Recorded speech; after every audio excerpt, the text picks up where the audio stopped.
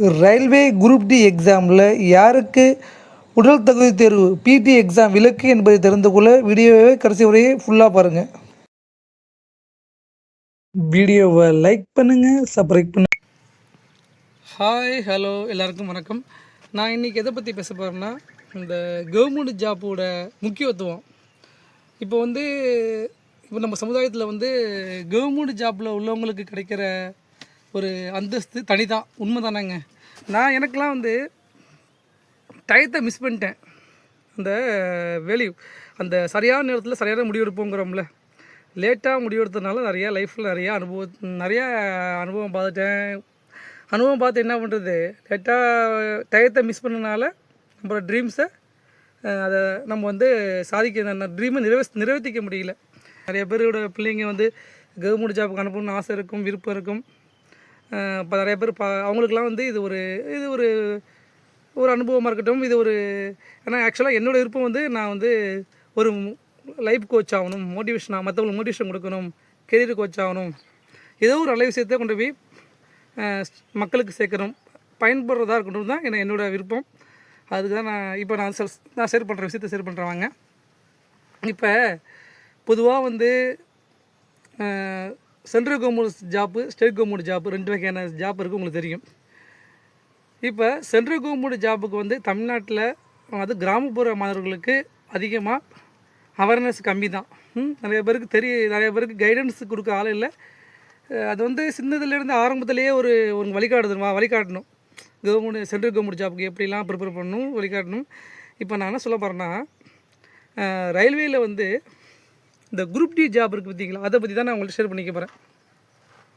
இப்போ ரயில்வேயில் group D ஜாபுக்கு என்ன தகுதி? 10ஆம் வகுப்பு முடிச்சிருந்தா, 10ஆம் வகுப்பு பாஸ் பண்ண அனைவரும் குரூப் டி தேர்வுக்கு விண்ணப்பிக்கலாம். சரி, குரூப் டி தேர்வுனா என்னங்க, அது சம்மந்தமாக என்ன தெரிஞ்சுக்கணும்னு நினைக்கிறீங்களா? குரூப் டின்னா இந்த கேட் கீப்பர்லாம் பார்த்துருக்கீங்களா, அவங்களும் குரூப் டி வேலை தான். இந்த குரூப் டி கேட்டகரியில் வருவாங்க. பாயிண்ட் மேன்பாங்க. அப்புறம் இந்த ட்ராக் மெயின்டெனன்ஸ்லாம் பண்ணுறாங்களே அவங்க, அந்த ட்ராக்லாம் சரி பண்ணுவாங்கள்ல, அவங்களும் இந்த குரூப் டி கேட்டகரியில் தான் வருவாங்க. அப்புறம் டெக்னீஷியன் ஹெல்ப்பர், இந்த ரயில்வே தொழிற்சாலைலாம் இருக்குல்ல, ஐசிஎஃப்பு, எலக்ட்ரிக்கல் ஒர்க் ஷாப்பு, நிறையா வகையான ஒர்க் ஷாப் இருக்குது. அந்த ரயில்வே ஒர்க் ஷாப்பில் டெக்னீஷியன் ஹெல்ப்பராக இருக்கிறாங்க, அவங்களும் இந்த குரூப் டி தேர்வில் தான், அந்த குரூப் டி கேட்டகரியில் தான் வருவாங்க. இது எல்லாத்துக்குமே 10ஆம் வகுப்பு தகுதி தாங்க. சரி, குரூப் டியில் பல வகையான இது இருக்குது. இப்போ இதுக்கு என்னென்ன எப்படின்னா, ஃபஸ்ட்டு 10ஆம் வகுப்பு படித்தவங்களாம் தேர்வுக்கு விண்ணப்பிக்கலாம். சென்ட்ரல் கவர்மெண்ட் ஜாபுக்கு இந்த ரயில்வே தேர்வு, RRB, ரயில்வே ரெக்ரூட்மெண்ட் போர்டுன்னு ஒன்று இருக்குது. அது மூலயமா ஆன்லைனில் விண்ணப்பிக்கணும்.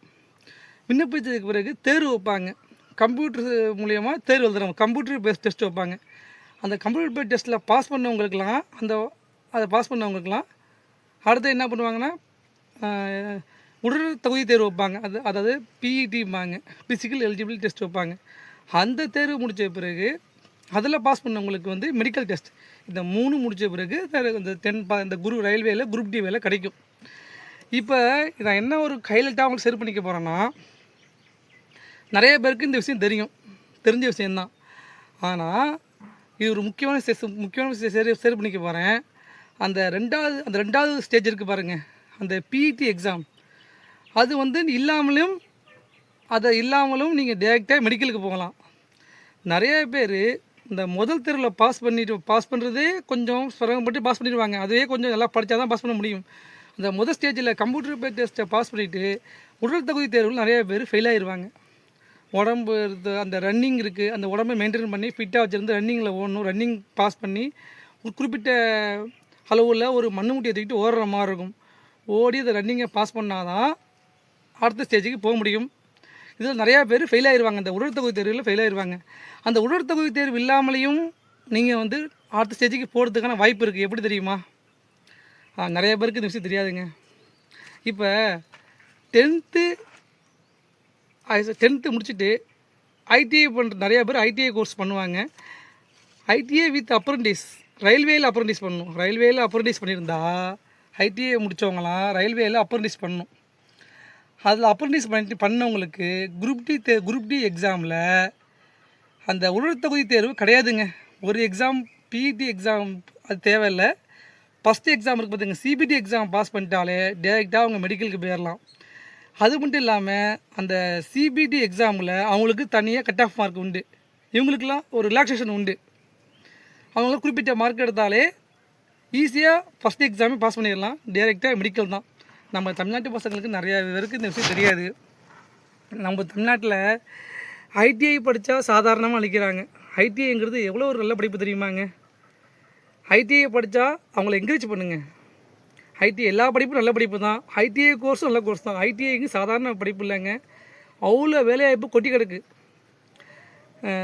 சென்ட்ரல் கவர்மெண்ட்டில், ரயில்வேயில், இஸ்ரோ, டிஆர்டிஓ, துப்பாக்கி தொழிற்சாலை, ஓஎன்ஜிசி நிறையா அதில் வேலைவாய்ப்பு அள்ளியிருக்குங்க.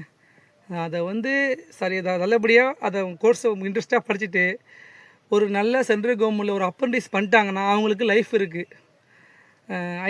ஐடிஐ குறைச்சி மதிப்பிடாதீங்க. மேலும் ஐடிஐ படிச்சுட்டு 2 வருஷம் ஐடிஐ படிச்சுட்டு நீங்கள் அந்த சர்டிஃபிகேட்டை வச்சு ஈக்குவலண்ட் 12th சர்டிஃபிகேட் வாங்கலாம். 12ஆம் வகுப்புக்கு தகுதியாக சர்டிஃபிகேட் வாங்கலாம். தெரியுமா உங்களுக்கு? ஐடிஐ முடித்தவங்க, ஐடிஐ 2 வருஷம் கோர்ஸ் பண்ணவங்க, 10ஆம் முடிச்சுட்டு 2 வருஷம் கோர்ஸ் பண்ணவங்க 12ஆவதுக்கு தகுதியான சர்டிஃபிகேட் வாங்குறதுக்கான வாய்ப்பு இருக்குது. அந்த சர்டிஃபிகேட் அப்ளை பண்ணால் 12th தகுதியான 12th முடித்தவங்க மாதிரி ஈக்குவல் சர்டிஃபிகேட் கொடுப்பாங்க. 12th முடித்தவங்க என்னென்னலாம் பண்ணலாமோ அவங்களும் பண்ண முடியும். அதுக்கு தனியாக விண்ணப்பிச்சு வாங்கணும். அதனால் ஐடிஐ படிப்பும் நல்ல படிப்பு தான். ஐடிஐயில் நிறைய லைஃப் இருக்குது. இப்போ மற்ற மாநிலத்தவர்கள்லாம் எப்படி ரயில்வேலாம் வேலை பார்க்குறாங்கன்னா இப்படி தான். அவங்களுக்கு ஐடிஐ கோர்ஸோட வேல்யூ தெரியும். ஐடிஐ படிச்சுட்டு ரயில்வேயில் அப்ரண்டிஸ் பண்ணுவாங்க. அப்ரண்டிஸ் பண்ணால் ஈஸியாக ரயில்வேயில் குரூப் டி வேலையில் உள்ளே போகிறதுக்கு நிறைய வாய்ப்பு இருக்குது. நம்ம தமிழ்நாட்டு மக்களுக்கு அவ்வளோ பேருக்கு இந்த விஷயம் தெரியாமல் இருக்குங்க. எல்லாருக்கும் ஷேர் பண்ணுங்கள். விருப்பம் ஐடிஐ ஐடிஐ படித்தா சந்தோஷம் படிக்க வைங்க. ஐடிஐ படிக்கணும்னு நினச்சாங்கன்னா சந்தோஷம் படிக்க வைங்க. அவங்க வாழ்க்கை இருக்குது, கண்டிப்பாக வாழ்க்கை இருக்குது. நான் இந்த மாதிரி life coaching, career coaching, motivation கொடுக்க விரும்புகிறேன். எனக்கு வழிகாட்டுதல் இல்லை, சரியான நேரத்தில் வாய்ப்பு கிடைக்கல, சரியான நேரத்தில் அந்த முடிவு எடுக்கலை. இப்போல்லாம் என்ன பண்ணுறது, டைம் முடிஞ்சு போச்சு, ஃபீல் தான் பண்ணலாம். சரி நம்மளை சொல்லுவோம், நம்மளுக்கு தெரிஞ்ச விஷயத்தை நம்ம சொல்லுவோமே, அந்த நோக்கத்தில் நான் இந்த வீடியோலாம் போட்டுக்கிட்டு இருக்கேன். என் சேனலுக்கு ஆதரவு கொடுங்க, இது எல்லாருக்கும் ஷேர் பண்ணுங்கள். நம்ம பசங்க எல்லோரும் சென்ட்ரல் கவர்மெண்ட் ஜாப்க்கு வரணும். ரயில்வே மட்டும் இல்லாமல் எஸ்எஸ்சி எக்ஸாம் இருக்குது, ஸ்டாஃப் செலெக்ஷன் கமிஷன் இருக்குது, பேங்கிங் எக்ஸாம் இருக்குது, ஐபிபிஎஸ் இருக்குது, ஏகப்பட்ட தேர்வு இருக்குது. நம்ம தமிழக மாணவர்கள் டிஎன்பிசி எக்ஸாம் அப்ளை பண்ணுற அளவுக்கு சென்ட்ரல் கவர்மெண்ட் ஜாபுக்கும் அப்ளை பண்ணணும். ஏதாச்சும் உங்களுக்கு ஒரு மோட்டிவேஷன் தேவைப்படுதுன்னா எனக்கு இமெயில் பண்ணுங்கள். எனக்கு நீங்கள் என்ன பண்ணணும்னா எல்லாருக்கும் என் வீடியோ ஷேர் பண்ணணும். எனக்கு செய்ய வேண்டிய ஒரு சப்போர்ட் இதுதான். சரிங்களா? I missed my timing, so I am worrying lot now. If I utilized my time properly, I would have joined in central government job. As I have not joined in central government job, now I am guiding you, I am motivating you. You have time. Don't worry, definitely you are going to achieve something. If you are strong in your goal, if you are strong in your goal, definitely you are going to become central government employee. Believe yourself. Do not underestimate about you. You have power within you. Keep motivate me, keep support me. Thank you. Subscribe பண்ண மறந்துடாதீங்க, like பண்ணுங்கள், எல்லாருக்கும் share பண்ணுங்கள்.